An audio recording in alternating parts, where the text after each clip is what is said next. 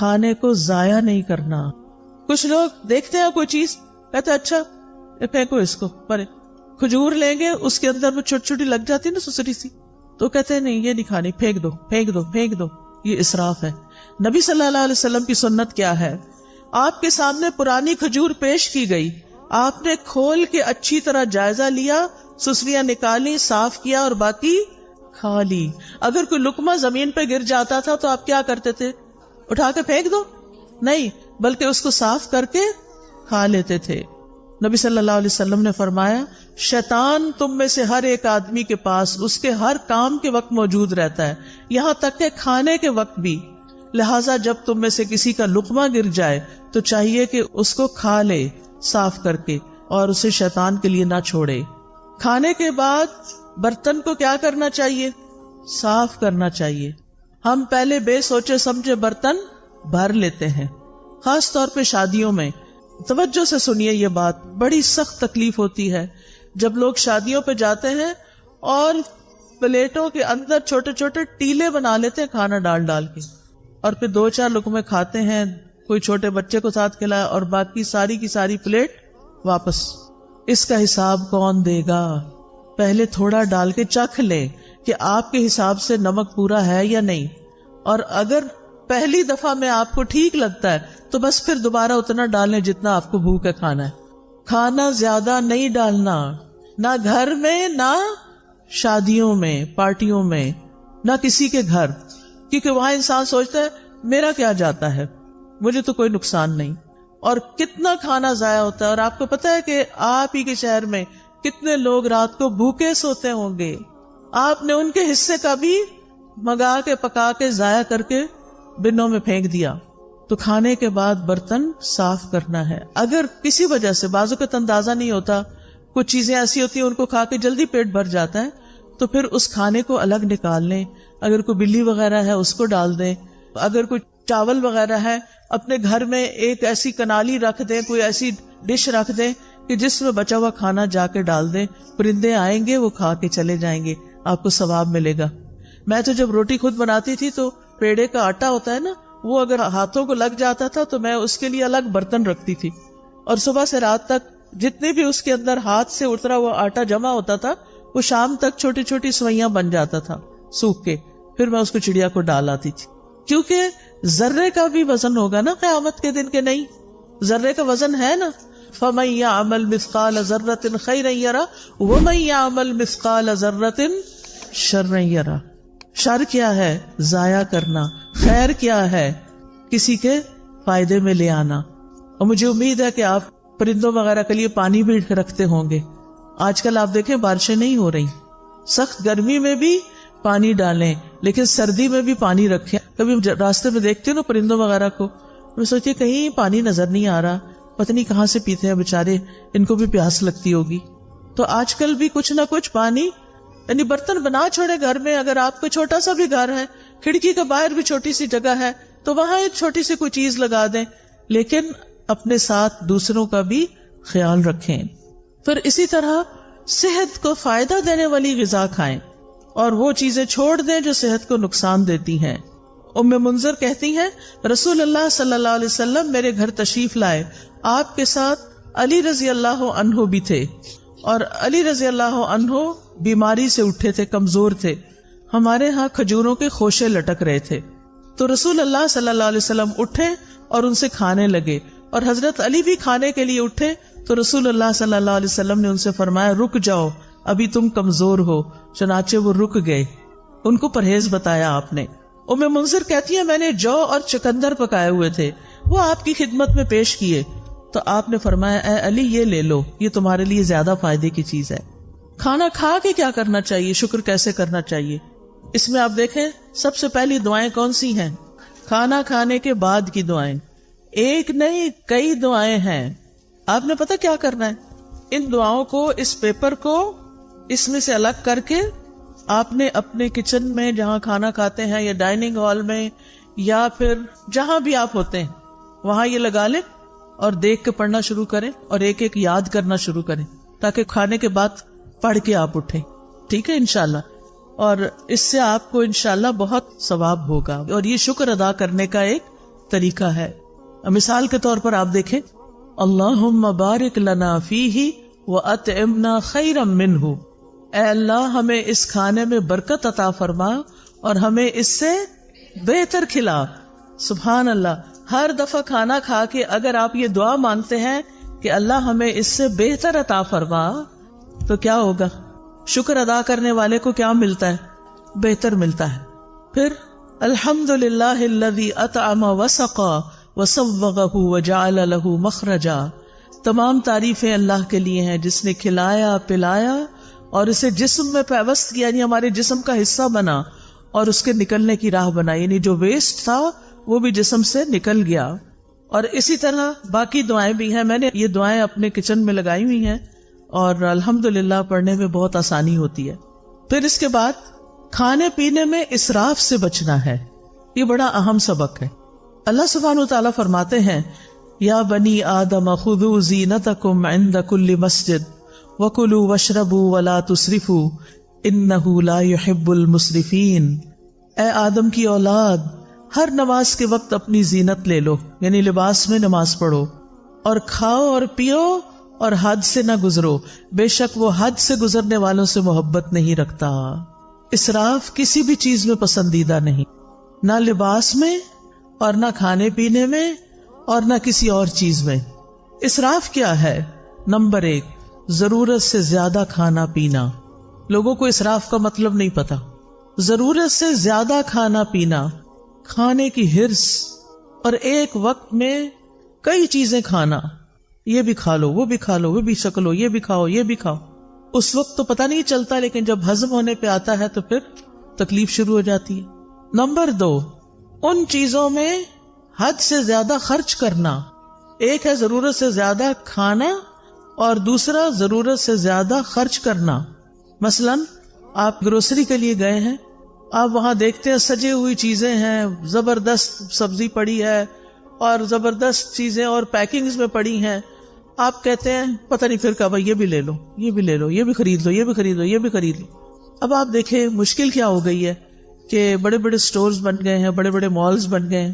اگر آپ نے ایک سمپل چائے بھی لینی ہے تو پہلے زمانے میں کیا ہوتا تھا, چھوٹی سی کارنر پہ دکان ہوتی تھی, وہاں ایک ہی قسم کی یا زیادہ سے زیادہ 2 قسم کی چائے پڑی ہوتی تھی, اور آپ جو پیتے تھے وہی چائے دوبارہ کسی بچے کو بھی پیسے دے کے منگا لیتے تھے. اب کیا ہوتا ہے, آپ مال میں جاتے ہیں اور چائے کی اتنی قسمیں ہیں کہ آپ کہتے ہیں کہ اچھا یہ بھی آ گئی, یہ تو لگتا بہت اچھی ہوگی, چلو یہ بھی ٹرائی کر لیتے ہیں, وہ بھی یہ بھی وہ بھی.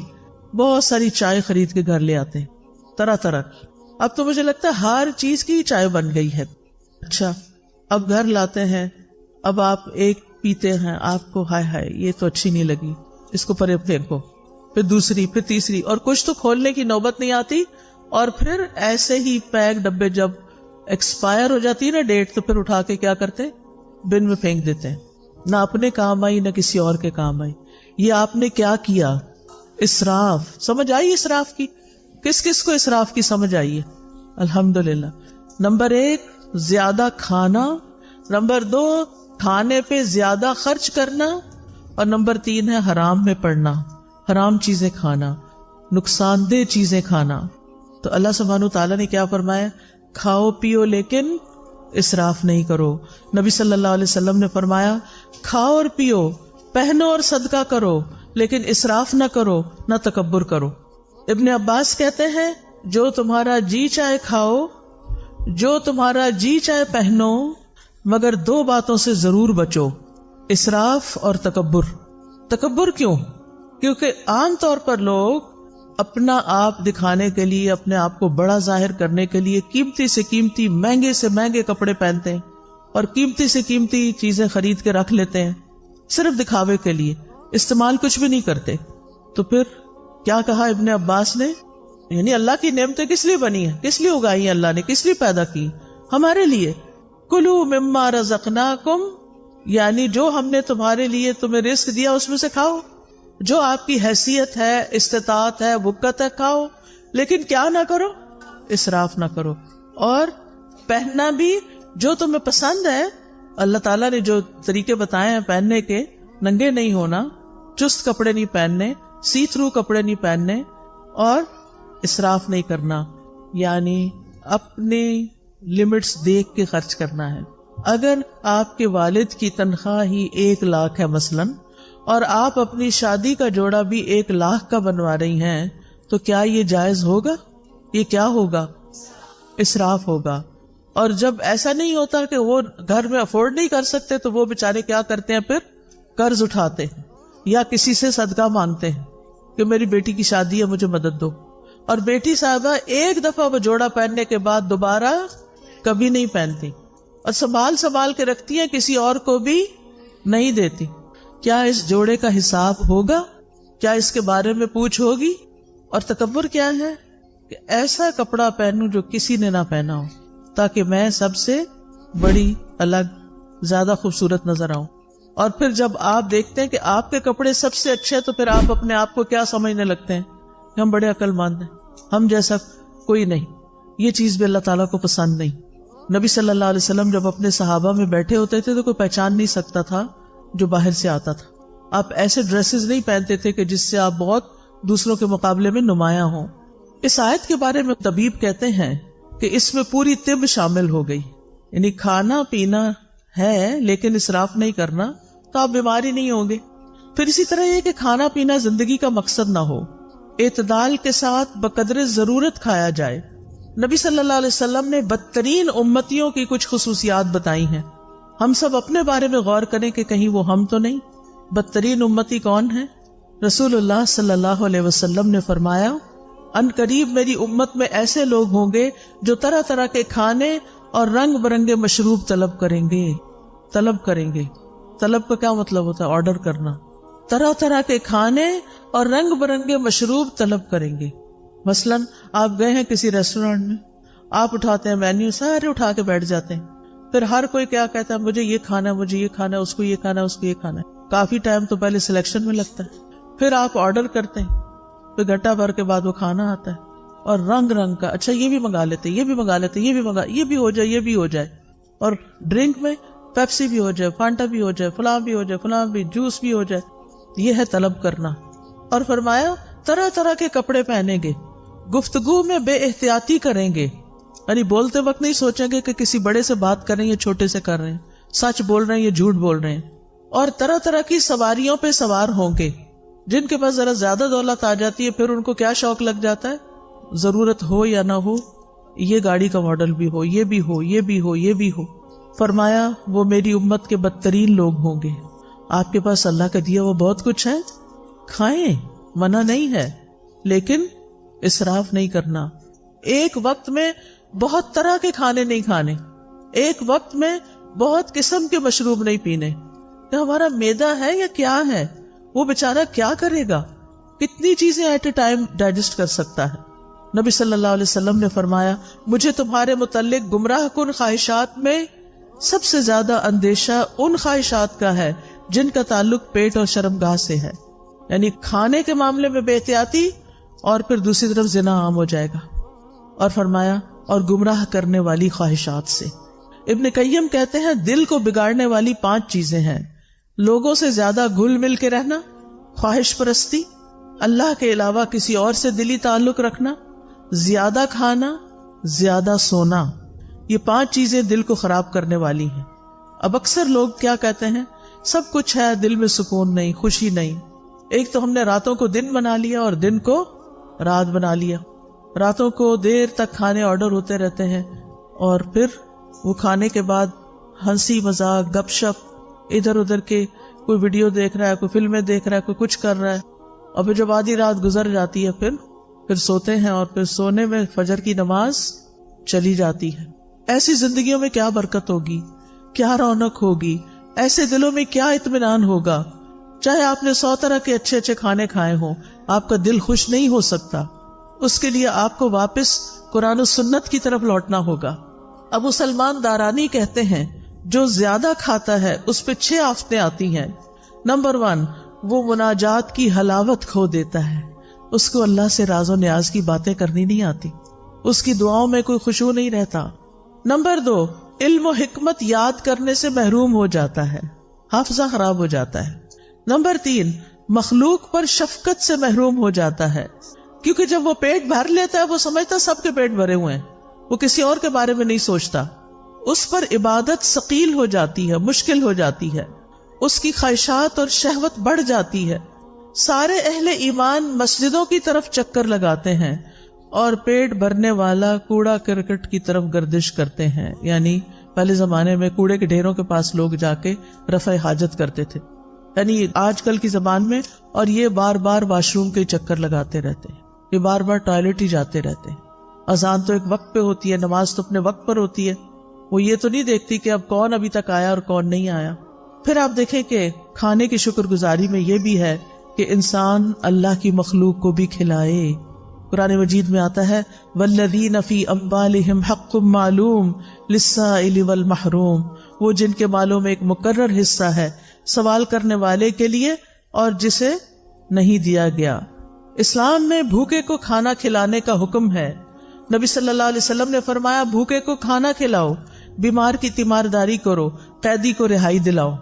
لیکن کتنا ظلم ڈھاتے ہیں ہم، کام والی رکھ لیتے ہیں اور اس سے کہتے ہیں اتنی تنخواہ دیں گے، کھانا وانا کچھ نہیں۔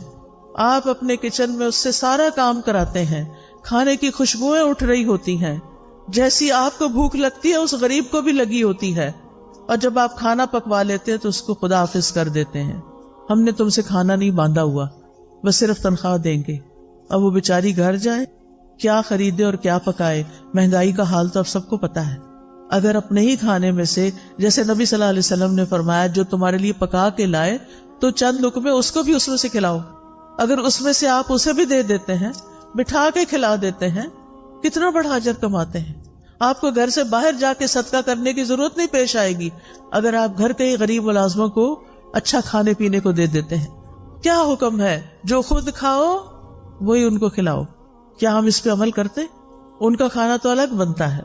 اب آپ دیکھیں ایک کک جو کئی کھانے بنا کے آپ کے سامنے رکھ رہا ہے اور خود اپنے لیے دال بنا کے بیٹھ کے کھا رہا ہے، غریب، وہ آپ کے لیے دل میں کیسی محبت رکھے گا، اس کے دل میں کیسی کیسی تکلیف ہوگی کہ میں یہ سب کچھ صرف بنانے کے لیے، مجھے چکھنے کی بھی اجازت نہیں، اور میں اپنے سرونٹ کوارٹر میں جا کے دال ابال کے کھاؤں۔ کیسی کیسی زیادتیاں ہم کرتے ہیں۔ دوسرے کو کھانا کھلانا ایک مشکل کام ہے، انسان کے دل کے اندر بخل ہے، لیکن یہ تو کرنا ہی ہے کیونکہ اس میں اجر بہت زیادہ ہے۔ یہ انبیاء کی صفت ہے۔ قرآن مجید میں آتا ہے فَلَقْتَحَمَ الْعَقَبَةَ وَمَا أَدْرَاكَ مَا الْعَقَبَةُ فَكُّ رَقَبَةٍ أَوْ إِطْعَامٌ فِي يَوْمٍ ذِي مَسْغَبَةٍ۔ پھر وہ مشکل گھاٹی میں نہ گھسا۔ کیا ہے وہ مشکل گھاٹی؟ وہ گردن چھڑانا یا کسی بھوک والے دن میں کھانا کھلانا ہے۔ آج کل سردیاں ہیں نا، سردیوں میں بھوک زیادہ لگتی ہے، لیکن اس میں انسان کہتا ہے پھر میرا کیا بنے گا جو اس کو بھی کھلایا بیچ میں سے، تو لہذا سارا اپنے لیے رکھ لو۔ یہ مشکل کام ہے کھلانا، لیکن جس کو اللہ توفیق دے اس کے لیے بڑا ہی حلاوت والا کام ہے، اس کو کھلا کے زیادہ مزہ آتا ہے۔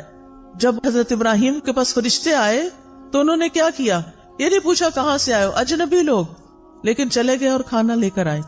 نبی صلی اللہ علیہ وسلم نے عورتوں کو بھی نصیحت کی، مسلمان عورتوں، تم میں کوئی اپنی ہمسائی کے گھر بکری کے ایک پائے کا کھر بھیجنے کو بھی حقیر نہ سمجھے، یعنی کھانا بنا کے یا بنانے سے پہلے اپنے ہمسایوں میں بھی تقسیم کیا کرو، کچھ نہ کچھ ان کو بھی بھیجا کرو، اس سے محبت بڑھتی ہے۔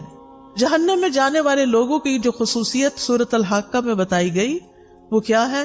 انہ کان لا یؤمن باللہ العظیم ولا یحض علی طعام المسکین، کہ وہ اللہ بڑے عظمت والے پر ایمان نہیں رکھتا تھا اور نہ مسکین کو کھانا کھلانے کی ترغیب دیتا تھا۔ یعنی صرف خود کھلانا بھی کافی نہیں، اوروں کو بھی ترغیب دلانی ہے کہ وہ بھی کھلایا کرے۔ نبی صلی اللہ علیہ وسلم نے کیا حکم دیا تھا اپنے صحابہ کو کہ کھانے میں کیا کریں؟ پانی زیادہ ڈال لیں، شوربہ بنا لیں اور ہمسایوں کو یاد رکھیں۔ ابو درداء رضی اللہ عنہ اپنی بیوی کو مساکین کی وجہ سے زیادہ شوربہ بنانے کی ترغیب دیتے، اور لیٹلی آپ دیکھیں کہ ہم لوگوں کے کھانے کا سٹائل کیا ہو گیا ہے، شوربے والے کھانے تو غائب ہوتے جا رہے ہیں۔ اب ہم سب کی پسند کیا ہے؟ فرائیڈ یا روسٹ یا بنا ہوا کھانا، بس جو معدے پہ ہضم کرنا بھی بڑا مشکل ہے۔ نہ ہم نے خود اپنے لیے فائدے کا کام کیا اور نہ دوسروں کو فائدہ پہنچایا۔ وہ کہتے تھے ہم نے ایمان لا کے آدھی زنجیر اتار پھینکی ہے، یعنی جہنم میں جانے والی، کیونکہ اس میں آتا نا کہ وہ کہا جائے گا کہ اس کو جہنم میں جکڑو زنجیروں میں، کیا ہم باقی بھی نہ اتار دیں، یعنی کھانا کھلا کے؟ پھر اسی طرح آپ دیکھیں بہت سے سلف صالحین اپنی افطاری کے کھانے میں دوسروں کو ساتھ کھلاتے تھے.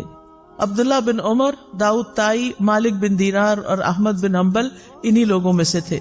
ابن عمر یتیموں اور مسکینوں کے ساتھ بیٹھ کے افطار کرتے. اگر انہیں یہ علم ہو جاتا کہ انہوں نے مساکین اور یتیموں کو نہیں کھلایا تو وہ افطاری کے وقت کھانا نہیں پھر کھاتے تھے کہ مسکینوں کو کیوں نہیں کھلایا.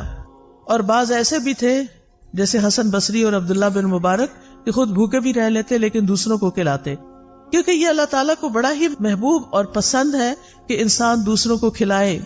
نبی صلی اللہ علیہ وسلم نے فرمایا وہ لوگ اللہ تعالیٰ کو زیادہ پیارے ہیں جو لوگوں کے لیے زیادہ فائدے مند ہیں. اللہ کے نزدیک سب سے پسندیدہ اعمال یہ ہیں کسی مسلمان کو خوش کرنا، اس سے کوئی تکلیف دور کرنا، اس کا قرضہ ادا کر دینا، اس سے بھوک کو دور کر دینا.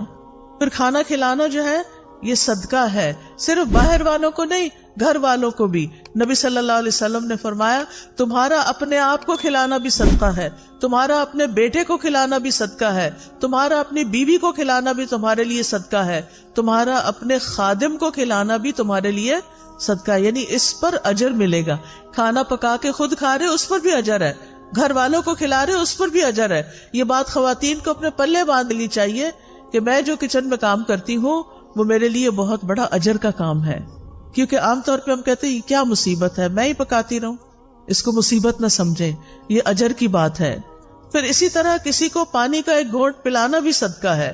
کھجور کا آدھا ٹکڑا دے کے بھی انسان جہنم سے بچ سکتا ہے. پھر اسی طرح خاص طور پر یتیموں اور مسکینوں کو کھلانا. نبی صلی اللہ علیہ وسلم نے فرمایا جو شخص مسلمان ماں باپ کے کسی یتیم بچے کو اپنے کھانے اور پینے میں اس وقت تک شامل رکھتا ہے جب تک وہ اس کی مدد سے مستغنی نہیں ہو جاتا، یعنی خود کمانے نہیں لگ جاتا، تو اس کے لیے یقینی طور پر جنت واجب ہو جاتی ہے. یعنی جو اپنے کھانے میں یتیموں اور مسکینوں کو شامل کر لیتا ہے، یعنی یتیموں کو خاص طور پر کہ جن کا کوئی کمانے والا نہیں، اس کی بیوہ ماں کو آزاد کر دیتا ہے کمانے کی فکر سے، تو ایسے شخص کے لیے جنت واجب. پھر آپ دیکھیں کہ آپ ایک لقمہ بھی جو کسی کو کھلاتے ہیں نا وہ ایسے پڑا نہیں رہتا.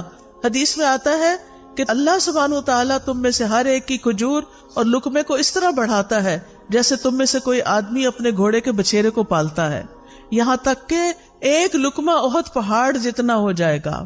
یعنی قیامت کے دن اتنا بڑا اس کا اجر آپ کے سامنے آئے گا. پھر اسی طرح رسول اللہ صلی اللہ علیہ وسلم نے فرمایا قیامت کے دن ہر شخص اپنے صدقے کے سائے میں ہوگا یہاں تک کہ لوگوں کے درمیان فیصلہ ہو جائے. یزید کہتے ہیں ابو الخیر کوئی دن ایسا نہیں جانے دیتے تھے جس میں کوئی چیز خواہ میٹھی روٹی یا پیاز یا اس طرح کی کوئی چیز صدقہ نہ کرے. جب گھر سے نکلتے تھے کچھ نہ کچھ کھانا لے کے نکلتے اور کسی نہ کسی کو کھلا دیتے تھے. ہانی بن یزید نے نبی صلی اللہ علیہ وسلم سے پوچھا مجھے کوئی ایسی چیز بتا دیں جس سے میرے لیے جنت لازم ہو جائے. آپ نے فرمایا حسن کلام اور کھانا کھلانے کو لازم پکڑو. کھانا کھلانا شروع کرو، یہ جنت لازم کر دے گا. اور جنت کے بالا خانے، خوبصورت محلات اس شخص کے لیے ہیں جو بات اچھی طرح کرے، کھانا کھلائے اور جب لوگ رات کو سو رہے ہوں تو وہ نماز پڑھے. اسی طرح صرف پانی پلانے کا بھی بہت بڑا اجر ہے. نہ صرف یہ کہ انسانوں کو بلکہ جانوروں کو بھی. آپ کو یاد ہے کہ وہ ایک عورت جو ویسے بہت بری عورت تھی لیکن اس نے ایک کتے کو پانی پلایا تھا کنویں سے نکال کے، تو اس کی وجہ سے اس کی بخشش کر دی گئی تھی. پھر اسی طرح آپ دیکھیے کہ کوئی شخص اگر کسی کو ہدیے میں چاندی یا سونا دے یا مشکیزہ دے یا کسی کو دودھ پلا دے تو یہ ایسا ہے جیسے غلام کو آزاد کر دے. اب سونا چاندی دینا تو بڑا مشکل ہو گیا ہے کیونکہ بڑا ہی مہنگا ہو گیا ہے، لیکن دودھ پلایا جا سکتا ہے غلام کو.